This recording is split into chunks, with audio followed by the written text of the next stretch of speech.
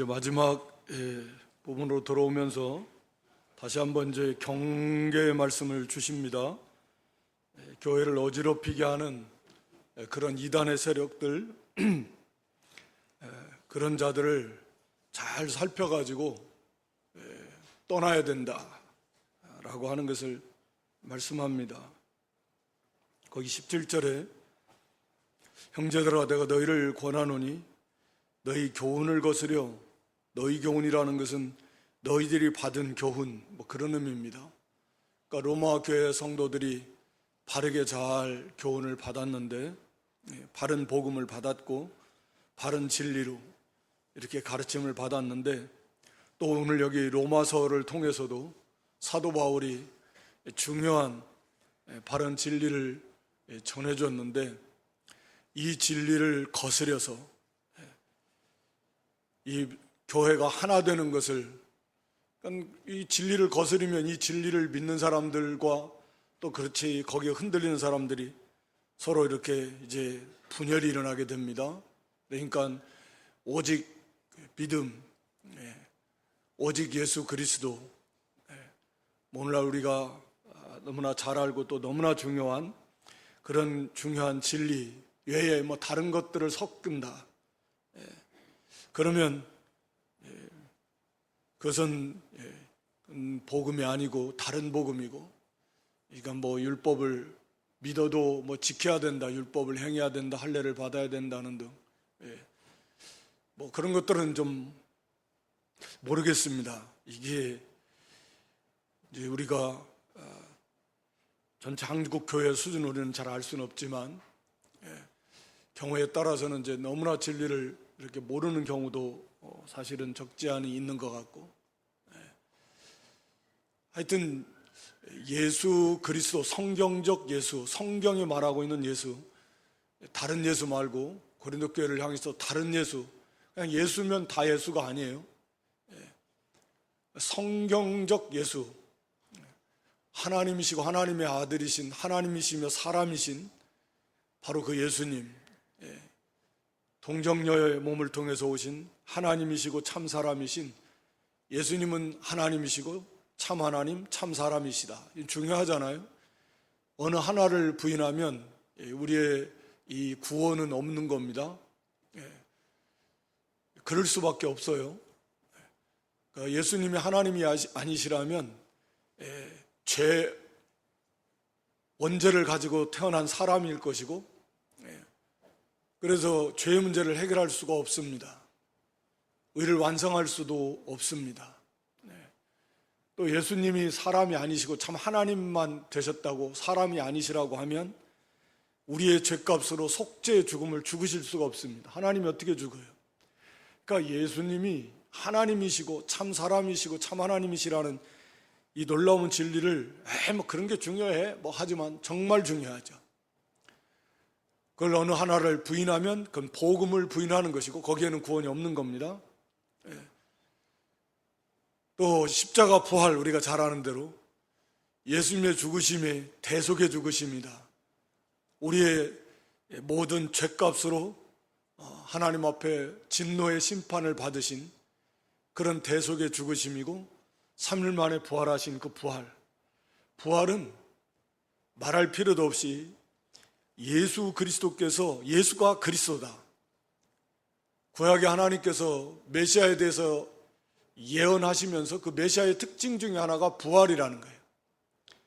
그러니까 부활을 통해서 이분이 하나님이 약속하신 메시아가 분명하다라는 그런 확실한 증거가 되는 것이고, 또 이 부활을 통해서 예수님이 십자가에서 죽어주신 그 대속의 속죄의 제사가 하나님이 기뻐 받으신 완전한 제사였다라고 하는 거죠. 만약에 죄의 문제가 해결이 안 됐다면 죄사성 사망인데 부활할 수가 없습니다. 그러니까 부활을 하셨다라는 것은 죄의 문제가 완벽하게 해결이 됐다라고 하는 그런 확실한 증거가 되는 거예요. 왜 죄의 문제가 해결이 안 되면 부활을 못 합니다. 부활이 없다고 하면 그래서 우리의 죄는 여전히 그대로 있는 거예요. 구원 없습니다. 그러니까 예수님의 몸의 부활, 예수님의 대속의 죽으심과 사흘째 되는 날 부활하신, 몸에 부활하신 거, 이걸 믿는 거예요. 믿어지는 거죠, 사실은. 이걸 부인하면 그건 구원 없습니다. 뭐 천국도 안 믿고 지옥도 안 믿고 천국과 지옥을 안 믿으면 구원을 천국도 없고 지옥도 없다면 구원이 무슨 필요가 있을까요? 무슨 구원을 말할까요? 죄로부터의 구원인데 죄 삭시 죽음 그 사망이고 그 사망은 둘째 사망 지옥 형벌 영원한 형벌인데 거기로부터의 구원이잖아요. 근데 지옥도 없는다 그러면 형벌도 없는 것이고 영원한 죽음도 없는 것이고 그럼 무슨 의미가 있을까요? 그러니까 이게 그런 걸 그냥 도덕적 차원에서 좋은 사람 선한 말하고 형제 사랑하고 부모 공경하고 착한 사람 되고 그거 좋지요. 그런데 단순히 그런 도덕적 차원에서만 접근한다면 그건 문제가 있는 거죠. 이런 중요한 진리에 대해서는 잘 말 안 하고 그냥 그런 거 마음 편하고 말이야. 세상 여러 우상들도 다 그렇게 생각해요. 그러려고 여러 종교를 가지기도 하고 마음 편하고 복 받으려고 좋은 사람 되라고 그런 걸 뛰어넘는 거죠. 핵심 중에 핵심이. 그러니까 여기 이 사람들의 특징이 18절에 보면 여기 공교하고 아첨하는 말이니까 경교한 말이라는 건 아주 그 지혜로운 말, 아주 그 교묘하게 말을 정말 잘한다 그 말이에요. 아첨한다라는 건 사람 듣기 좋은 가려운데 살살살살 긁어주는 말, 다 듣기 좋아하는 말이잖아요. 아첨한다고 그래서 그런 게 아니에요. 사람이 듣기 좋아하는 말 해주는 거예요. 그게 아첨하는 말이에요. 듣기 싫은 말은 안 해요. 다 좋은 말만 해주지. 이게 아첨하는 말이에요. 그리고 말도 잘해요. 그러니까 말도 유창하고 사용하는 단어도 고급지고 표현 수사학이라 그러잖아요. 그것도 너무너무 뛰어나고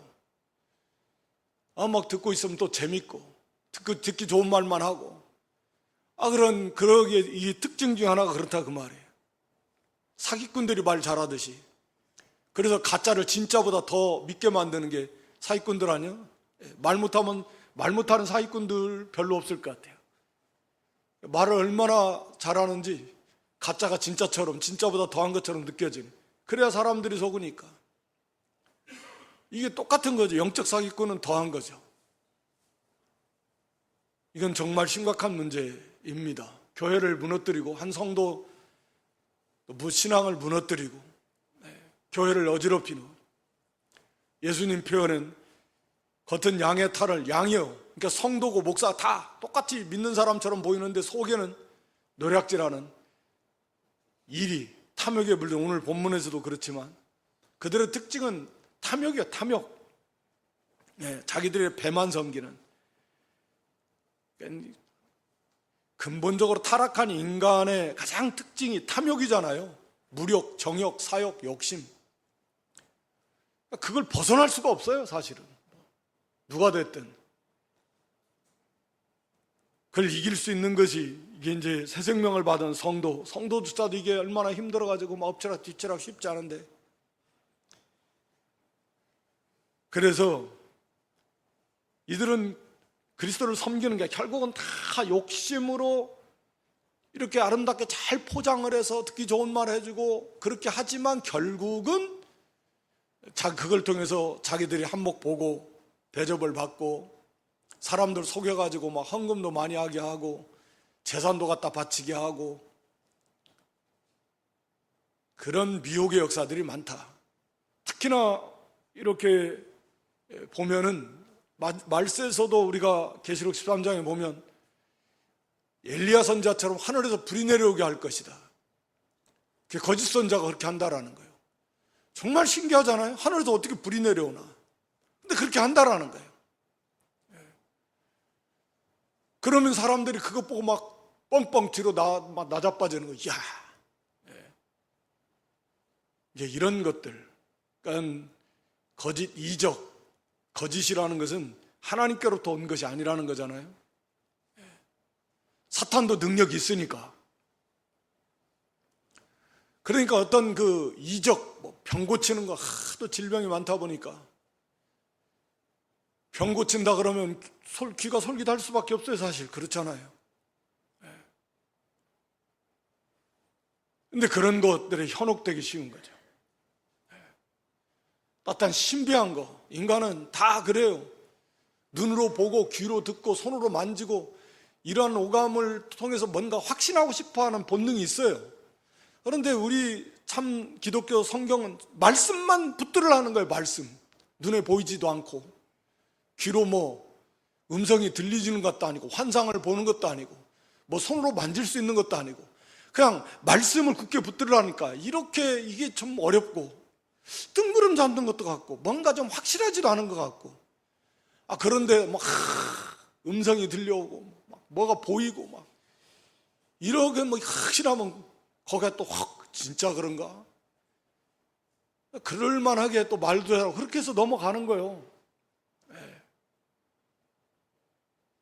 아예 그냥 드러난 이단들 같으면 그래도 교회들이 드러나서 이건 이단이다 하면 좀 조심하게 되고, 그런데 그렇게 큰 이단들 말고 너무 많으니까 드러나지 않은 그런 속이는 사기꾼들 같은 경우는 알기 어렵다.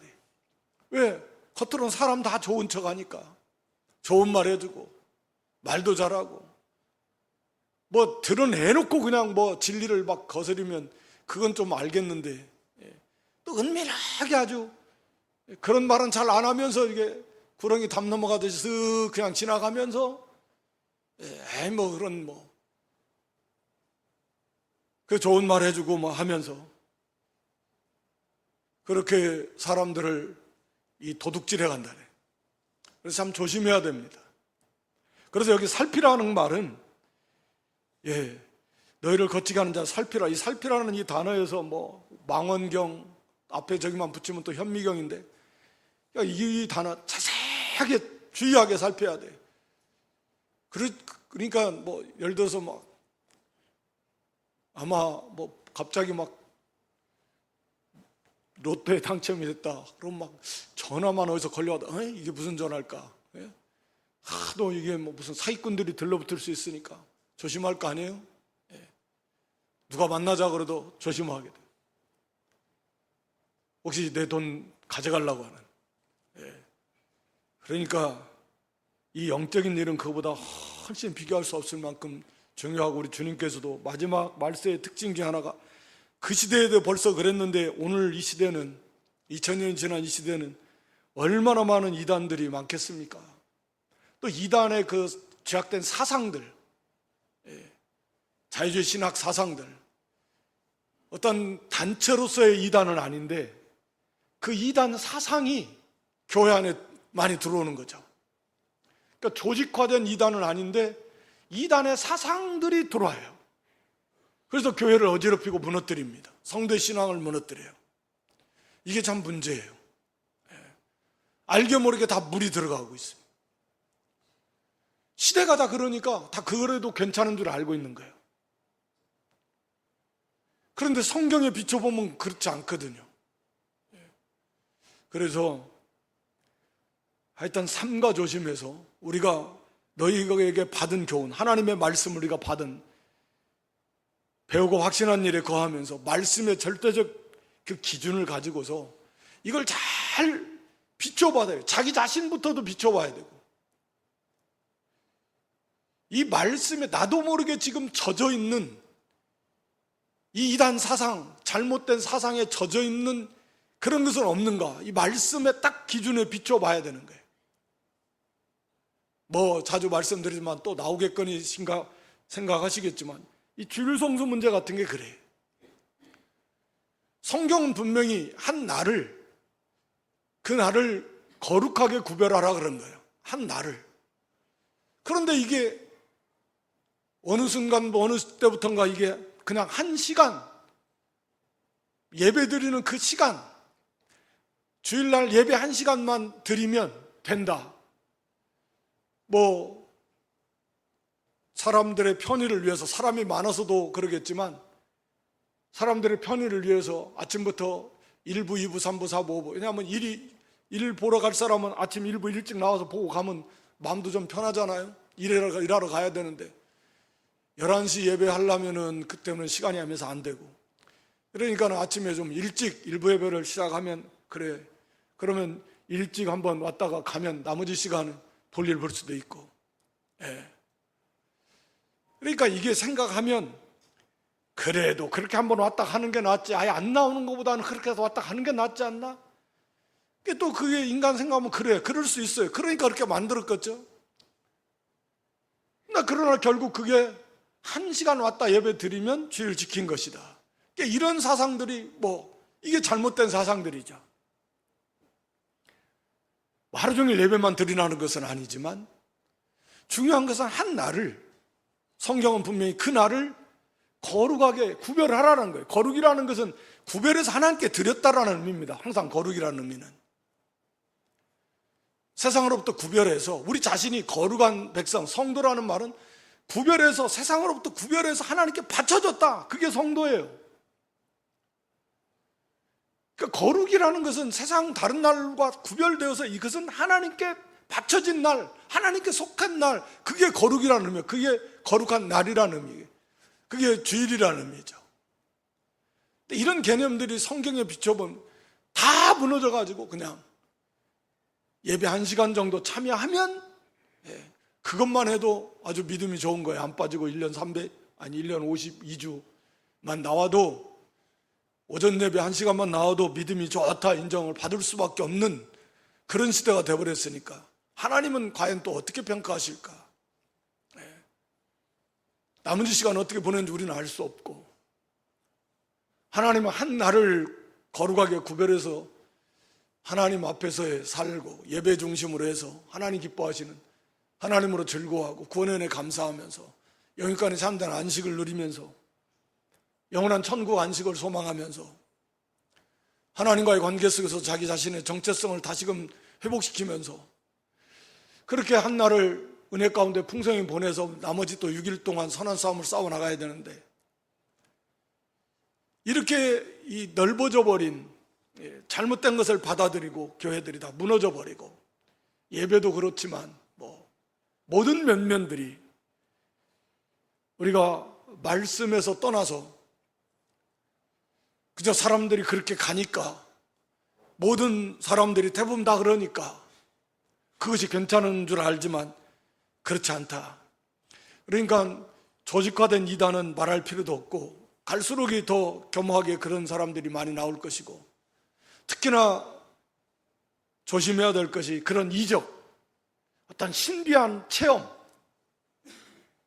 거듭 강조하지만 이것에 넘어가기 쉬워요. 왜냐하면 보통 이 신앙생활이 미지근하기 쉽거든요. 항상 막 은혜가 있어서 막 뜨겁고 막 감사가 넘치고 이러면 좋은데, 그냥 미지근해가지고 그냥 뜨거운 것도 아니고 찬 것도 아니고 그냥 뭔가 좀 뜨겁고는 싶은데, 뭔가 자기도 다 하나님을 막 뜨겁게 살아있는데 이런 것이 없다. 그런 것을 다른 데서 찾는 거예요. 교회가 나하고 안 맞나? 이런 게, 교회가 안 맞으면 그건 성도가 아니지.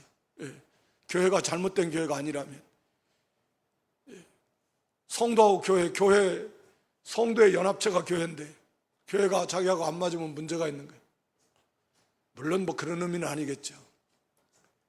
그러나 그러다 보니까는 이제 무슨 그런 데 귀를 기울이고, 그렇지 않아요. 언제나 하나님의 말씀, 그 데살로니가후서 2장 9절로 12절에 보면, 한번 보여줘 보세요. 데살로니가후서 2장 9절로 12절, 우리가 잘 아는 말씀인데, 거짓 역사들이 어떤 사람들에게 임하냐면, 악한 자 임하면 사단의 역사를 따라 모든 능력으로 임해요. 표적과 거짓 기적. 그러니까 이런 표적이 나타나요. 기적이 나타납니다. 하나님께로부터는 기적이 아닌데 마귀도 할 수 있어요. 말씀드렸잖아요. 말세에 가서는 하늘에서 막 눈이 자기가 지켜보고 있는데 하늘에 불이 내려와, 엘리야 시대처럼. 그런 것들로 그러니까 속아 넘어갈 만한 거예요. 이게 어떤 사람들에게 이게 임하냐면 이게 멸망하는 사람들인데 구원받지 못한 사람들이 임한다라는 거예요. 왜냐하면 저희가 진리의 사랑을 받지 않는다는 거예요. 그러니까 하나님은 이 진리를 통해서, 이 복음을 통해서 하나님은 구원해 주시는 하나님의 놀라운 사랑이 이 진리를 통해서 나타난다라는 거예요. 진리의 사랑, 이 복음을 통해서 구원해 주시는 하나님의 사랑이요. 근데 이걸 싫어해요. 우리가 진리를 통해서 하나님 우리에게 주시는 무한한 사랑을 우리가 받을 수 있고 깨달을 수 있고 그걸 맛보고 누려갈 수 있는데, 그 진리를 싫어한다라는 것은 하나님의 그 무궁한 사랑을 거부하는 거나 마찬가지예요. 물론 여기는 근본적인 문제인데, 예수님의 십자가 부활의 이 복음 진리를, 그 진리를 통한 하나님의 사랑, 구원의 사랑을 베풀어 주시는 하나님의 손길을 외면하면 그런 사람들은 째까닥 넘어갑니다. 그래서 우리가 좀 더 이걸 확대해서 적용해 보면, 교회를 다니면서도 진리에 대해서 도통 관심이 없다. 이건 참 심각한 거예요. 젊은 청년들도 마찬가지고, 뭐 학생들도 마찬가지고, 노년도 마찬가지고, 진리에 대해서 관심이 없으면 그건 하나님에 대해서 관심이 없는 거나 같아요. 그건 문제가 있는 거잖아요. 우리가 하나님의 말씀에 관심이 없으면 도대체 뭘 통해서 하나님을 알게 되고 하나님을 기쁘시게 할 수 있고 예수 그리스도를 닮아갈 수 있고 어떻게 우리가 구원을 이루어갈 수 있습니까? 진리를 모르는데. 그러니까 진리에 대해서 관심이 없다, 사랑이 없다, 이것은 정말 심각한 문제다 라고 하는 거죠. 다른 것에 막 좋아요. 그래, 모이는 거 좋아요. 모이는 게 좋고 성도의 교제가 좋고 중요하죠. 뭐 열심히 막 내고 막 봉사하는 것도 좋아요. 다 그런 게 좋고. 그런데 성경 말씀에 대해서는 도통 별로 졸음만 오고 반씩 먹고 그걸 알아도 그냥 교회 가서 1시간 듣는 것만 해도 충분하지 무슨, 이러면 좀 문제가 있는 거예요. 문제가 있습니다.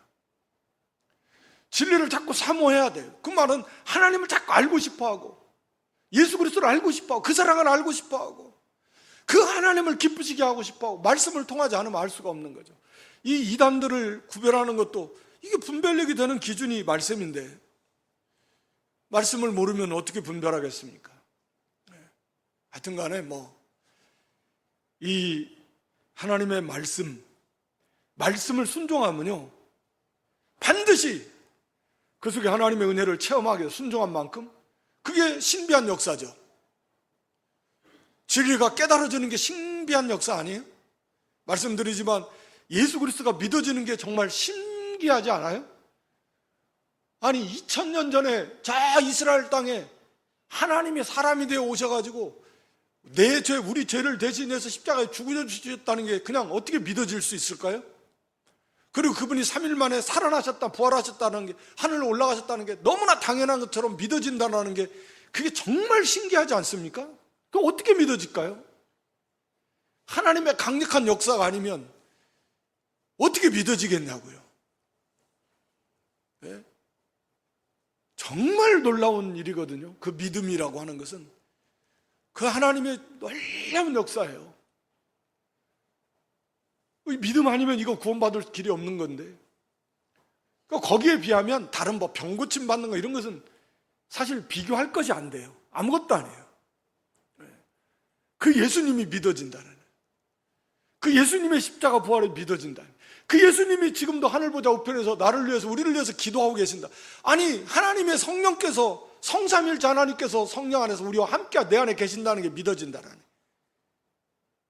얼마나 놀라운 일이에요. 그러니까 이 믿어지는 것을 당연하게 생각하지 마세요. 이건 어마어마한 일입니다.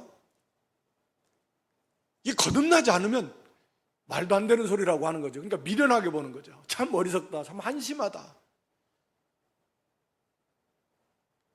피식피식 웃는 거죠. 대놓고 웃지는 못해도. 좀 말도 안 되는 웃기는 거잖아요. 그 사람들 입장에서 볼 때는. 얼마나 황당하겠어요. 근데 그게 믿어지지 않아요, 사실은. 이게 얼마나 놀라운 일이에요. 근데 왜 그런 뭐 병 고치는 거, 그거 물론 작은 거 아닙니다만, 하나님의 말씀을 사모하고 말씀대로 내 삶 속에서 작은 것부터도 실천하면 반드시 그 말씀대로 하나님이 약속하신 주시는 은혜와 평강, 기쁨, 자유, 순종한 만큼 아니 그 이상으로 하나님이 주시는 것을 맛보며 누리며 살 수 있어요. 그건 정말 신기한 거예요. 이게 진짜 신기한 거고 생명의 은혜의 역사지. 믿고 순종함 속에서 오는 하나님의 은혜를 체험하고 하나님을 알아나가는 거예요. 내 삶 속에서. 그래서 마음이 기쁘고, 기쁠 만한 거 환경은 똑같은데 왜 기쁠까요? 왜 내 마음이 평안할까요? 왜 염려와 근심과 걱정으로부터 자유로울까요? 그러니까 이게 우리가 말씀을 순종하면서 순종하려고 힘을 쓰면서 그런 삶을 살면 반드시 그 가운데서 주시는 살아 역사하시는 하나님이시니까, 말씀대로 역사하시니까 그런 은혜를 체험하는데 그런 것은 안 하려고 그러는 거예요. 그러니까 거기에 문제가 있는 거예요. 어느 시대나 오늘날에는 특히 더. 그러니까 말씀을 그대로 믿고 그대로 순종하려고 힘을 안 쓰니까, 안 쓰면서 체험을 하고 싶고, 이게 모순이죠. 성경은 그 말씀대로 살면 약속한 대로 영적 육적인 것을 하나님이 약속한 대로 자기가 받을 건데 왜 순종하려고 안 하고 순종 안 하면서 욕심으로 뭘 자꾸 체험만 하려고 하냐예요. 안 되는 거죠. 그래서 잘못하면 미혹당하는 거예요. 나중에라도 돌아오면 그게 얼마나 많은 손해를 당하는 겁니까? 얼마나 많은 기회를 잃어버리는 것입니까? 하여튼 아무리 강조해도 지나치지 않는 하나님의 말씀을 우리가 사모해야 됩니다. 하나님의 말씀을 사모함이 없다라는 건 내 영적인 상태가 건강하지 못하다. 그건 정확한 진단이에요. 누가 됐든지. 그건 하나님을 사모함이 적다는 얘기예요. 하나님을 알고 싶어하는 마음이 없다라는 거예요. 적다라는 거예요. 하나님의 뜻을 알고 그 하나님을 기쁘시게 하고 또 그리스도를 닮아나가고, 이 말씀을 모르고서는 불가능합니다. 그러니까 이 문제가 있는 것은 언제나 내 안에 내가 말씀에 사모함이 없고 간절함이 없고 말씀대로 살려고 힘쓰고 애쓰지 않고, 그러면서 잔뜩 욕심만 가지고 뭐 신비한 것만 체험하고 싶고, 그러니까 넘어간다. 이 말씀에 집중하고 알면 다 분별을 하게 되고 자라나면서 알게 되고, 그것이 얼마나 이 어리석고 잘못된 것이라고 하는 것을 알게 되는데 그게 안 되니. 그래서 이 말씀에 집중하시고 사모하시고, 그리고 받은 바 말씀대로 살려고 힘을 쓸 때 거기에 하나님의 은혜를 체험하게 될 것입니다.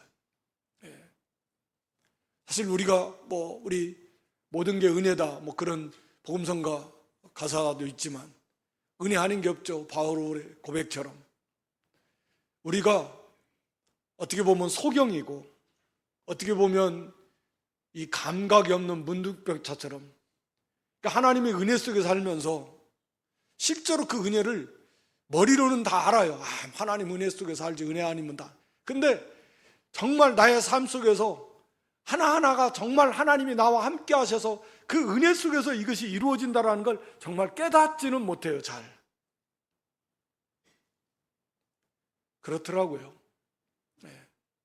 그러니까 우리가 참 그런 거 보면 안다라고 하지만 머릿속으로 아는 것이고, 정말 하나님이 나와 함께 하시면서 내 삶 속에서 나를 간섭하시고 주장하시고 이런 은혜로 나를 붙들어 주시는구나 라고 하는 것을 삶 속에서 좀 많이 깨달으면, 너무나 많으니까 처음부터 끝까지 하나님의 은혜니까 그게 정말 깨달아진다면 얼마나 놀라운 하나님의 은혜, 감사, 감격하고 그런 것 정도로. 그런데 예수님의 십자가 사랑을 깨닫는다면 정말 얼마나 놀라울까요? 하나님이 우리에게 주신 이 구원의 은혜의 세계 속에는 정말 보화가 가득하고 말할 수 없이 영광스러운 즐거움과 기쁨으로 충만한 세계인데 우리가 그 세계를 안 들어가니까, 들어가려고 힘을 안 쓰고 노력을 안 하고 우리에게 요구하시는 적은 능력을 다 쓰지 않으니까 그것조차도 안 하면서, 그러니까 이 미혹을 당할 가능성이 있다. 조심해야 됩니다. 그리고 이 죄악의 사상들, 잘못된 사상들 갈수록 점점 그렇게 갈 건데, 그냥 아무 생각 없이 가는 게 아니라 우리가 받은 말씀에 항상 비추어서 옳은가 옳지 않은가 이렇게 분별을 하도록 그런 이 싸움을 싸워야 됩니다. 자세하게 살펴야 되고요. 여기 19절에 가서 그럽니다. 너희 순종하여 모든 사람에게 들리는, 1장에서도 그렇게 말씀했는데 이 로마 교회의 특징은 모든 사람에게 들린다. 너희 믿음이 온 세상에 전파된다. 그러니까 이들의 믿음의 모습들이, 이 순종은 믿음입니다. 같은 의미로 사용하고 있어요. 믿음과 순종은 같은 거니까.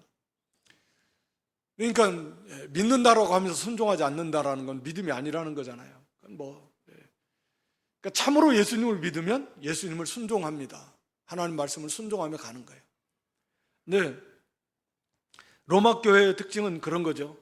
그들의 그 섬김의 모습이, 아름다운 그 믿음, 순종의 모습들이 삶을 통해서 입과 입으로 사람들에게 통해서 전가되는 거 아니에요. 그 시대에 2000년 전에 무슨 매체가 있어서 그 전에 듣겠습니까? 얼마나 홍보를 해가지고 우리 교회 다 해가지고 홈페이지 들어가 보면 해서 우리 교회 이런 게 자랑하고 그래서 아는 게 아니잖아요. 그들의 삶 속에서 로마 성도들이 어느 교회나 다 마찬가지.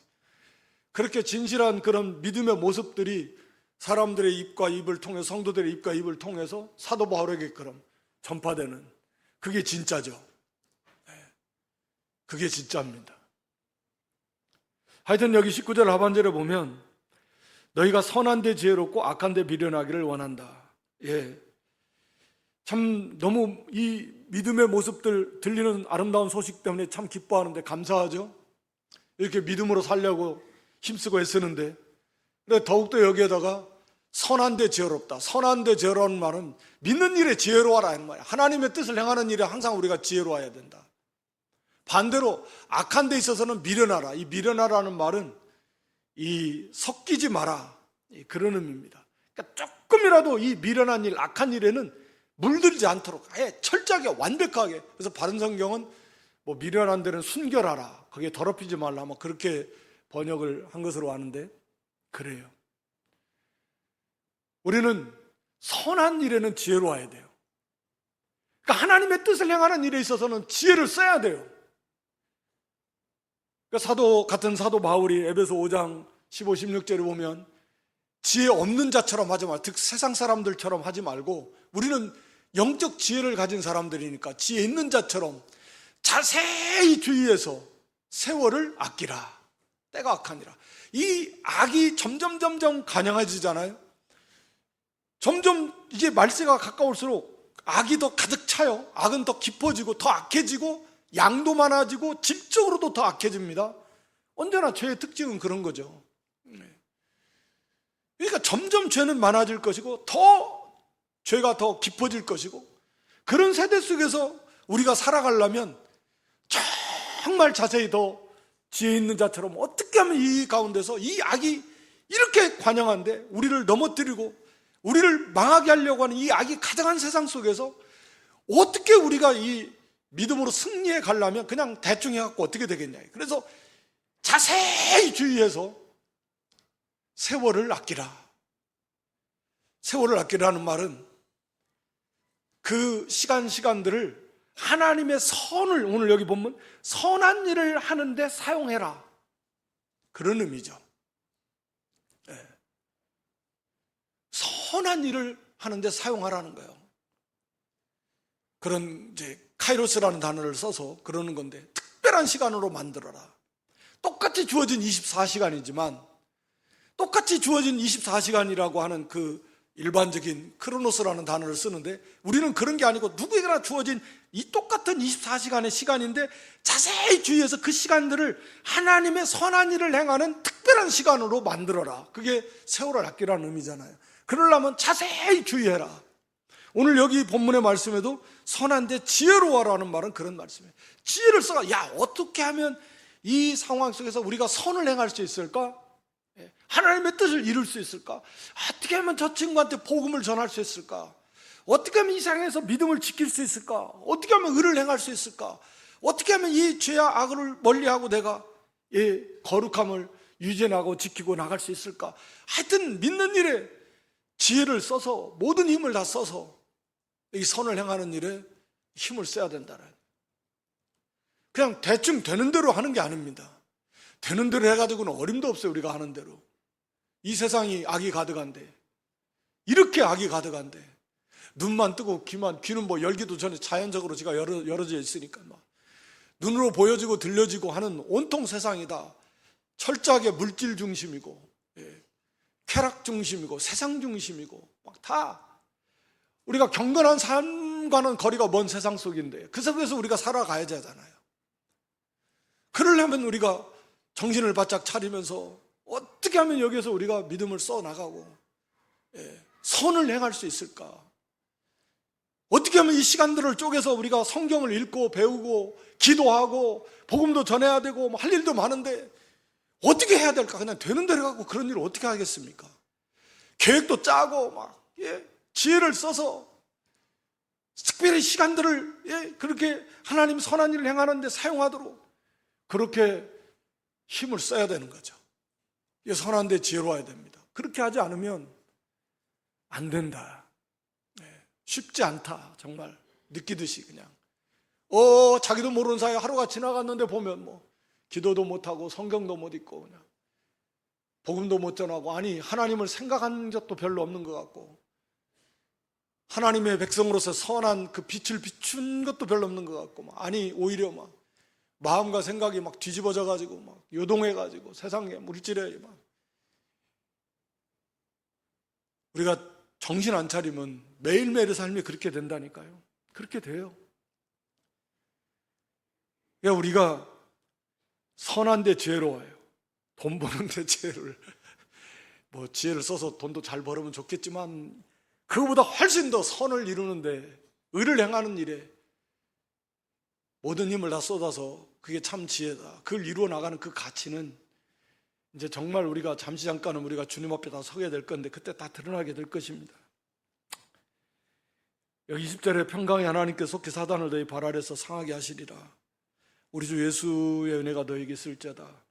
이거 평강의 하나님께서 속히 사탄을 너희 발 아래서 상하게 하실 것이다. 이게 창세기 3장 15절 말씀 우리가 아는 대로 그 여인의 후손 그리스도께서 이 뱀의 머리를 이렇게 내 머리를 상하게 할 것이다. 그 말씀을 이제 거기에서 가져온 말씀인데, 평강하나 속히 사단을 너희 발 아래에서 상하게 하실 것이다. 그러니까 이제 이 말씀대로 우리 예수님께서 여인의 후손, 즉 여인의 몸을 통해서 이 땅에 오신 예수 그리스도께서 십자가 부활을 통해서 사단을 심판하셨죠. 사단은 우리의 발꿈치, 여인의 후손의 발꿈치, 십자가를 못 박여서 자기가 승리한 줄 알았지만 발꿈치, 발 뒤꿈치 막 굳은 살 있는 거 뱀이 무는 것 같은, 약간 따끔하려나 뭐 아주 큰 해를 못 끼치는 거죠. 그러나 뱀의 머리는 상하게 한다라는 거 완전한 승리. 뱀은 다른 것도 그러겠지만 이 뱀은 머리 딱 치면 그냥 쭉 죽습니다. 그냥 즉사해버리는 건데, 하여튼 뱀의 머리를 상한다는 완전한 승리예요. 우리 예수님께서 십자가 부활을 통해서 이루셨고 지금도 이루어 가시는데 너희 발 아래서. 그러니까 우리가 예수 그리스도의 이 복음을 붙들고 복음을 빛을 비추어 나갈 때 사단의 역사가 깨 부서져 나가고 있고, 이미 예수님께서 십자가 부활을 통해서 승리하셨고 이제 마지막 최종적으로 주님 재림하심으로써 그 사단은 영원한 예, 이제 지옥 불 속에 뭐 천년왕국 때 무적에 가뒀다가 꺼내놨다가 잠깐 이제 마지막 심판 때 불 속에 불못 속에 다 이제 던져 넣게 되잖아요. 사단과 그 무리들. 이제 우리 주님 재림으로 그걸 이루어지겠지만, 그 속히 이루어지겠지만, 지금 이 땅에 그 과정에 있는, 그 사이에 있는 예수님의 초림과 예수님의 재림 사이에서 살아가고 있는 신약 시대의 성도들, 오늘 우리들의 발 아래에서도 사단이 상하게 된다는 것은 바로 우리가 그 복음을 확실히 믿고 그 예수 그리스도를 그 믿는 믿음으로 나아갈 때 사단의 무리를 물리치고 이기고 나갈 수 있다라고 하는 거죠. 그래서 우리 주 예수의 은혜가 너희에게 있을지어다. 바로 예수님이 그 사단을 이기고 승리하신 것처럼 우리도 그 예수님을 믿는 믿음으로 의를 이루고, 사단의 역사는 그거잖아요. 말씀을 거스르게 하고 죄를 짓게 하는 거죠. 그러나 우리는 예수 그리스도를 믿는 믿음으로 죄를 이기고 의를 행해 나감으로, 예수님은 완전한 의를 이루심으로 사단을 완전히 심판하신 건데 바로 그런 은혜를 우리도 힘입어서 이 땅에 살아가는 동안에 그렇게 사단의 세력을 이기고 발로 밟고, 이미 예수님이 다 이겨놓으신 거지만 여전히 그래도 우리 힘으로 등으로는 사단을 이길 수 없죠. 바로 그 예수 그리스도의 은혜를 힘입어서 그 복음을 들고 복음을 전하고 또 복음을 붙들고 그 믿음에 굳게 서서 흔들리지 말고 또 의를 이루어 나가는 삶을 살 때 우리가 이 사탄을 날마다 이기고 또 이기면서 승리하며 나갈 수 있다라고 하는 것입니다. 거기 21절로 다시 수고한 동역자들 간략하게 이렇게 소개하고 있습니다. 편지를 대사하는 22절에 보면 더디오라는 이름은 3등 노예를 나타내는 그런 이름이라 그래요.